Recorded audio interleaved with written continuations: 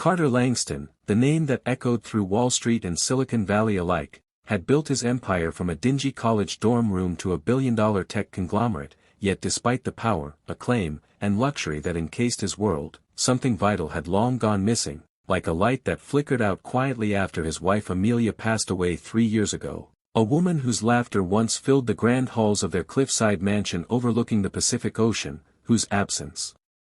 turned the golden glass corridors of their home into silent shrines of wealth without warmth. Carter, now 42, buried himself in work, trading bedtime stories with Noah, his 8-year-old son, for boardroom briefings and shareholder meetings, thinking he was protecting him by building a legacy, not realizing that he was becoming a ghost in his son's life, present in name but absent in soul. Until one chilly December morning, the illusion of control shattered, the housekeeper's panicked voice crackled through the intercom, her words sharp and sobering. "Sir, Noah is gone, we can't find him anywhere." Alarms blared, private security launched into frantic sweeps of the estate, drones took to the sky, and police were notified, but Carter, frozen at first, felt something primal rise in his chest, fear, raw and unfiltered, replacing the cold efficiency of a businessman with the anguish of a father who'd taken for granted the most precious person in his world. Hours passed like lifetimes. Carter's knuckles white as he gripped photos of Noah, his boy with curious eyes and a mischievous smile who had quietly started to fade from Carter's orbit, who had drawn pictures and left them on his father's untouched desk, who'd whispered, "I miss you, Daddy," to empty doorways. And then, just as the sun dipped below the horizon, casting long orange shadows over San Francisco, a call came in from a hot dog vendor near Golden Gate Park. A boy matching Noah's description had been seen playing by the carousel with a strange companion, a homeless girl, they said, barefoot and wild-eyed but protective, like a guard dog in human form. Carter raced through the city in a convoy of black SUVs, his mind tormented with what-ifs, until finally, as he approached the park, time seemed to freeze. There, by a chipped wooden bench, sat Noah, cross-legged and safe, holding hands with a frail, dirt-smudged girl in oversized clothes and torn sneakers, her face wary as the cavalcade of men in suits approached. Carter jumped from the vehicle, ran to his son, pulled him into his arms with a trembling grip he hadn't felt in years, whispering apologies and prayers into his soft curls, but Noah, eyes wide with innocence, pulled away slightly and said, "Dad, this is Lily, she saved me." The girl stood up instinctively, backpack slung over one bony shoulder, ready to run, but something in Carter, something buried and broken, held him back from speaking too harshly. Instead, he knelt, eye to eye with this tiny protector, and gently asked, "Are you all right?" But her only answer was a small shrug and the words, "I'm used to worse." Over time, as they sat beneath the fading glow of carousel lights and listened to Noah recount the story, how he'd snuck out that morning trying to buy his late mother's favorite flower from the florist, gotten lost in the labyrinth of the city, and was about to cry when Lily found him near a trash bin and offered him her only sandwich, Carter's heart cracked open, guilt rushing in like a flood, realizing he'd been missing more than just physical moments with his son. He'd missed the moments that built trust, the small acts of love that stitched a father and son together. He brought Lily with them that night, partly out of gratitude, partly curiosity, but mostly something else, something he hadn't named yet but could feel like a whisper in his chest. At the hospital, Noah was fine, just cold and hungry, but Lily, only 10 years old by her own quiet admission, was malnourished, dehydrated, and suffering from a host of untreated conditions, yet she refused most help, flinching at kindness like a feral cat unaccustomed to affection, until a nurse brought her hot chocolate and Noah climbed into her lap with a picture he drew of the three of them, and she smiled, small, hesitant, but real. Carter didn't sleep that night, pacing his penthouse, staring at Lily sleeping curled up on the couch beside Noah, wondering how many nights she'd spent on the streets with no one looking for her, no one fighting for her, no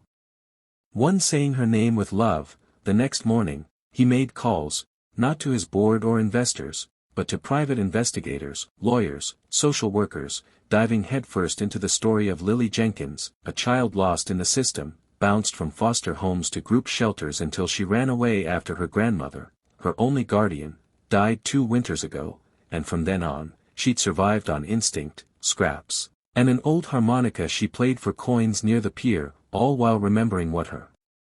Grandma used to say, kindness is your armor, baby. Even when the world doesn't deserve it, Carter extended his hospitality, letting her stay just until we figure something out. But days turned to weeks, and in that time, Lily transformed their home, not with new decor or furniture, but with presence, laughter, and unexpected insight that humbled even a man worth billions. She and Noah became inseparable, climbing trees, baking cookies, leaving post-it notes of encouragement around the house. And slowly, Carter found himself pulled into their orbit, sitting at the dinner table longer, learning to listen, to feel again, to be vulnerable. One night, after Lily beat him at chess with a cheeky grin, Carter asked if she missed her grandma, and she simply nodded, saying, "But I think she'd like it here," and he had to excuse himself to cry in the hallway. It wasn't charity anymore. It was love, real and chaotic and honest, and for the first time in years, Carter stopped checking stock prices and started checking spelling homework, trading meetings for movies, investments for ice cream runs, and then came the question from Noah, "Can Lily stay with us forever?" A question so simple, yet so powerful, it made Carter realize he no longer saw her as a guest or a burden, but as his own, someone who had earned a place not out of pity but out of purpose. He filed for guardianship, and the court date arrived like a storm, reporters buzzing with headlines, critics accusing him of publicity stunts, but Carter didn't care. He only cared that Lily had a seat at their table and a nameplate on her bedroom door. During the hearing, the judge asked Lily if she wanted to live with Mr. Langston, and she stood there, legs trembling but head held high, and said, "He didn't just give me a house, he gave me back my family. I used to think love was something you lose, but now I think it's something you fight for," and even the court stenographer paused to wipe away tears as the judge smiled and said, "Then welcome home, Lily Langston." Carter held her hand as they walked out of the courtroom, surrounded by flashing cameras and cheering strangers, but all he saw was her smile. All he heard was her laugh echoing through the marble steps like a new beginning. In the years that followed, Lily thrived, not just academically but emotionally, becoming a voice for foster children, starting a nonprofit called Second Chances to help others like her, standing beside Carter at galas not as a symbol, but as his daughter, proud and powerful. Noah grew too, deeply compassionate, fiercely loyal, and forever grateful to the sister who had once saved him with a sandwich and a story, and their bond remained unbreakable through every season. And Carter changed most of all, shedding his armor of titles and wealth, becoming the man Amelia once saw in him, the father he always wanted to be, not perfect, but present, and whenever anyone asked what turned his life around, he'd point to an old framed drawing in his office, 3 stick figures under a smiling sun, and say, "It all started when I found a homeless girl with my son, but really, it was she who found us." Reminding the world that the greatest wealth isn't measured in digits or dollars, but in the hearts we choose to hold, and the love we're brave enough to give.